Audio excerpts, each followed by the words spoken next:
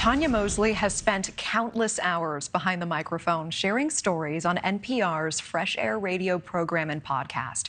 But she's now telling an almost unbelievable story of her own. 2 decades ago, back in 2004, Tonya received an out-of-the-blue call from Antonio Wiley, who not only revealed he was her nephew, but also that Tonya had a sister she had never known about.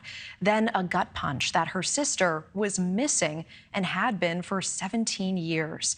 Her name was Anita. She was a single parent, vanishing in the summer of 1987 in Detroit. A missing persons report was filed, but the case went cold as days, months, and eventually years passed. Her son Antonio wanted answers, digging through records and interviewing detectives himself before reaching out to Tonya. Now, a new development finally came in 2016 when Antonio gave his DNA to police, seeing if it was connected to John and Jane Does buried in a local cemetery. It wasn't until 2020 that Tonya and her newly found nephew got the final confirmation. A body labeled Unknown Woman 1987, previously found in a vacant house, set on fire not long after Anita's disappearance, was in fact Anita. Closure, perhaps, but questions remain as law enforcement thinks Anita was killed. And now the journey on uncovering the truth is detailed in a new podcast. It is aptly titled She Has a Name, a blend of memoir and true crime, not only about the mystery, but also the lost story of Anita Wiley. In a NewsNation Network exclusive, here now for more on this incredible story is Tonya Mosley herself. Tonya, it's so good to see you. Thanks so much for joining us tonight. Thank you so much for having me, Natasha. Can we start at the beginning? What was that moment like when you got that first phone call? You discovered you had a nephew, you had a sister, and that sister was missing. Believe it or not, Natasha, I always knew at some point I would receive a call because I was raised by my mother and I didn't know my father. I did know he had another family and I likely had other siblings. So I was actually really excited to receive this call from Antonio, my newfound family, a chance to connect. But soon after he called me, he let me know that his mother, who was my sister, had been missing for over a decade at that point. Antonio, at the time of his mother's disappearance, was 14 years old, so he was calling me as an adult. We were around the same age, and so that was the start of a friendship, a connection, an aunt-nephew relationship. It was a beautiful thing, but it would take us some years before we were able to find out more answers. Yeah, certainly. Walk us through that revelation those years later, a body finally being identified as Anita, labeled Unknown Woman 1987 in that vacant house, set on fire. Take us back to that moment. Well, I should say that over the decades, and I can't believe it had been almost 2 decades from the time Antonio and I met to the time that the authorities discovered her body. But during that time period, we'd often talk about theories, what might have happened to his mother. He always knew that she did not leave on her own, that something terrible might have happened.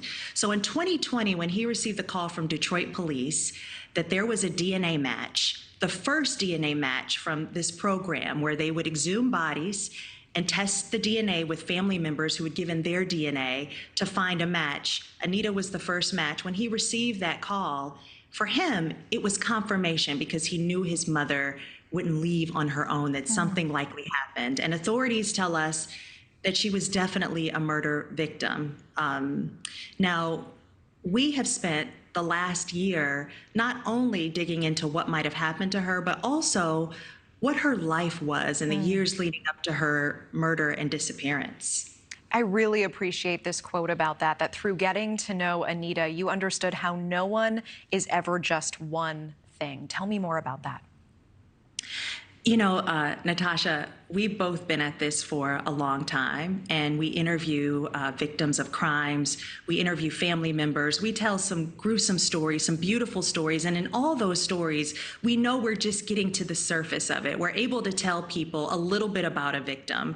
But in this instance, in having 10 episodes where I can go deep and narrow into the life of Anita, what I learned was so much more. And what I knew about the human condition, no one is ever all good and no one is ever all bad. And in Anita's case, in the years before her disappearance, she struggled with drug addiction.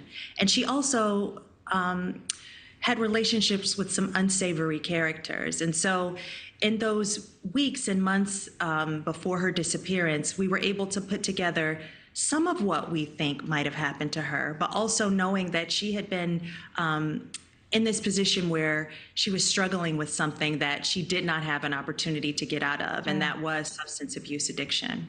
I really appreciate you talking about that. And, you know, it's incredible that Antonio has come into your life. You've really gained this family member and gone on this journey with him. And tell me briefly, what was it like for him to learn that at 14 years old, his mother did not abandon him of her own volition?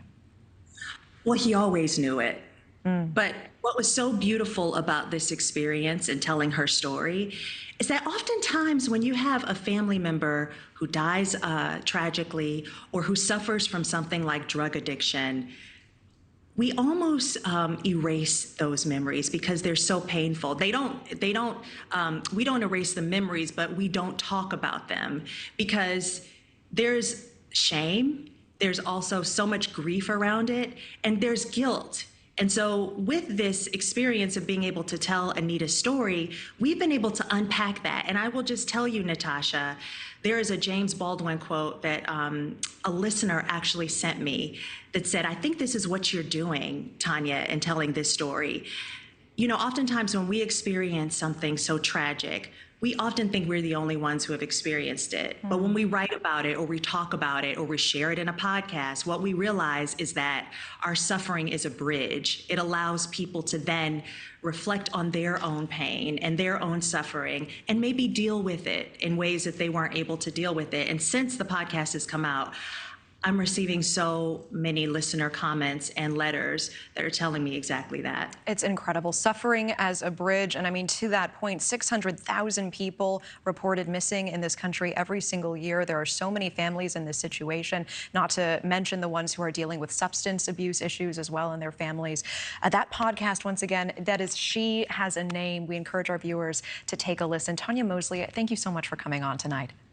It was a pleasure. Thank you, Natasha. Thank you for watching. Go to newsnationnow.com to find NewsNation on your television provider. And don't forget to click the red subscribe button below to get more of NewsNation's fact-driven, unbiased coverage.